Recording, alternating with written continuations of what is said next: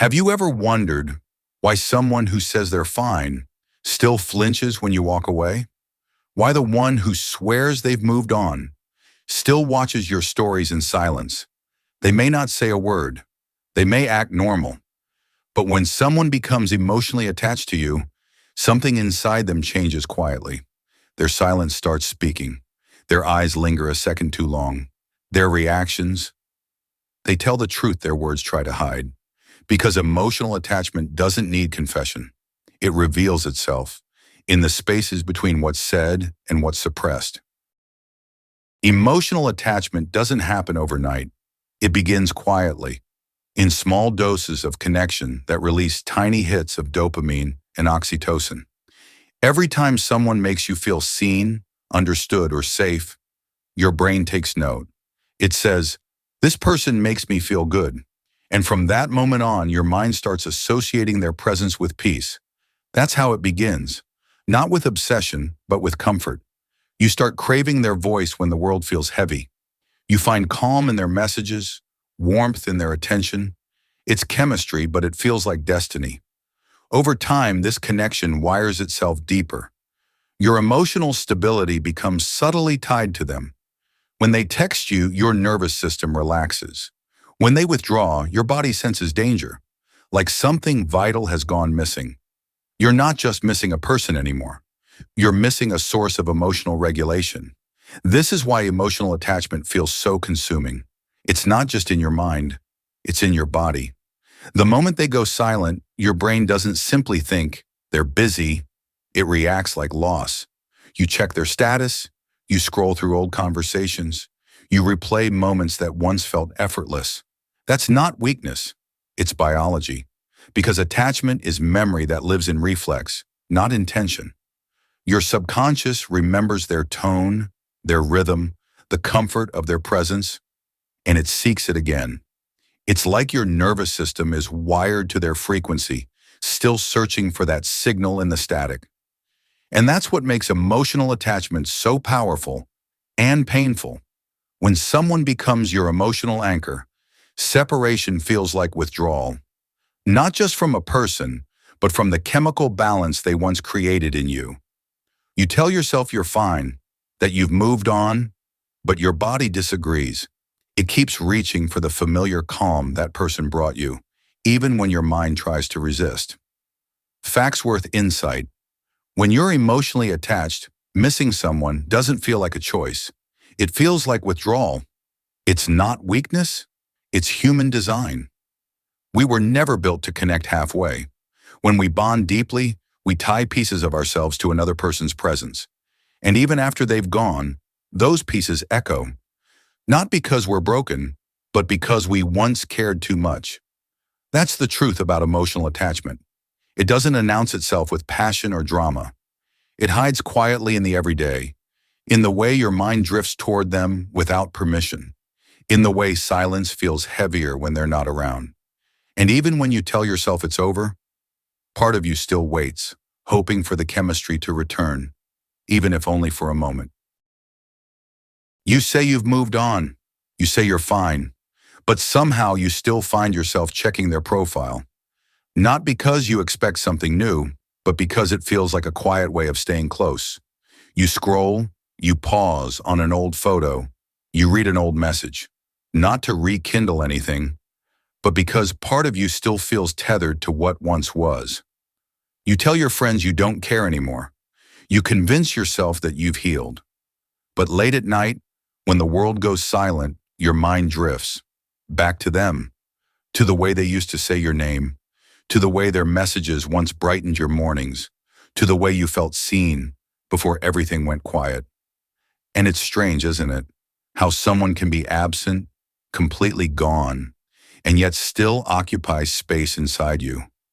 You see their name pop up online, and your heart still reacts.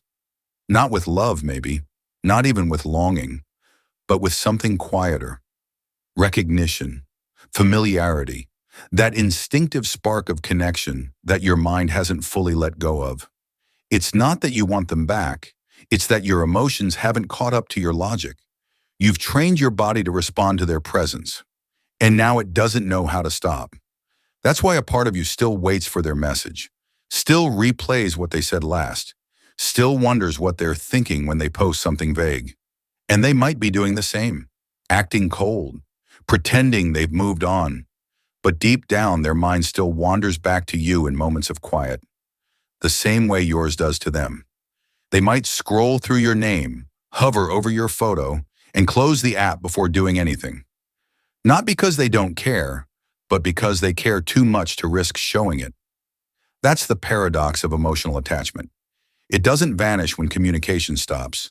It lingers, in habits, in reflexes, in unspoken energy. You can feel it in the way your heart still listens for their name, or how certain songs suddenly feel heavier. You can feel it when you sense their absence without even realizing you were expecting their presence. And maybe that's what hurts the most. Not their silence, but the fact that your heart still answers to it. You tell yourself, I don't miss them, but your mind betrays you when it drifts toward them without warning. Your body gives you away when your chest tightens after seeing something that reminds you of them. That's emotional attachment, invisible, quiet, and deeply human. You don't need to say you miss them. The way your thoughts orbit around their memory already does. You don't need to reach out. Your silence already speaks. It says, I still feel it, even if I shouldn't. Factsworth reflection. Attachment doesn't end when words do. It lingers in the spaces where connection once lived, unseen, but still alive. So if you've ever felt that pull towards someone who's no longer there, don't see it as weakness. It simply means you once connected deeply, and your heart is still learning how to let go. Emotional attachment isn't love. Not exactly. It's what lingers after love has spoken its last word. It's the quiet residue of connection, the part that refuses to die, even after the story has ended. When two people once shared something real, the bond doesn't just dissolve with distance or silence. It softens, it reshapes, it hides beneath the surface. But it doesn't disappear. It becomes an echo, a gentle ache that hums beneath the noise of everyday life.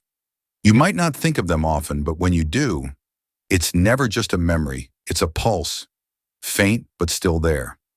And that's the thing about emotional attachment. It's not loud. It doesn't demand to be seen. It lives quietly in the back of your mind, in the songs that suddenly feel too familiar, in the faces that remind you of them, in the moments when you catch yourself smiling at nothing.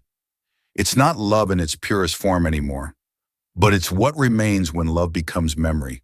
Sometimes it's peaceful, sometimes it hurts, but always it reminds you that you once felt deeply, that your heart was once open enough to be touched, changed and scarred by someone else's presence.